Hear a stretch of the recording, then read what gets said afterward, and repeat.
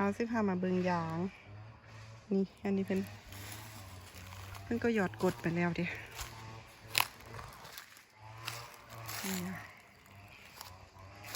ยางนี่ก็เอาไปเป็นวัตถุดิบได้หลายอย่างอยู่เด้อย่างพาราอันนี้เนาะเอาเป็นส่วนหนึ่งเป็นรอแมททีเรียลของพวกยางรถยนต์อันตัวนี้คือบล็อกสูเครื่องมือแพทย์นะเห็นไหมเป็นยางที่มาจากธรรมชาตินี่เห็นไหม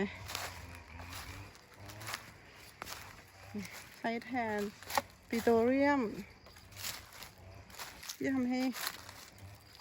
โลกร้อนนะก็ใช้แทนได้ยางต้นยางเนี่ยมันก็เป็นต้นไม้ที่ถือว่าดูดซับโลกร้อนแต่ว่าตลาดคาร์บอนเพื่อนไม่รองรับเดี๋ยว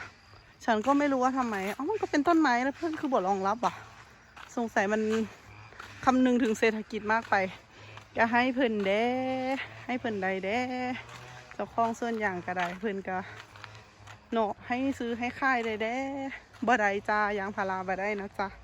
ตลาดคาร์บอนเครดิตนะจ๊ะเพิ่นก็สิให้แต่อันต้นไม้ยืนต้นจังสินะโอ้จังแม่นคิดลายคันลายตอนเนาะส่วนเพิ่นนี่ได้เงินเพิ่นก็เมื่อยใส่แห้งคู่อยู่เพิ่งโตเพิ่นก็เว้าได้แนวเนาะ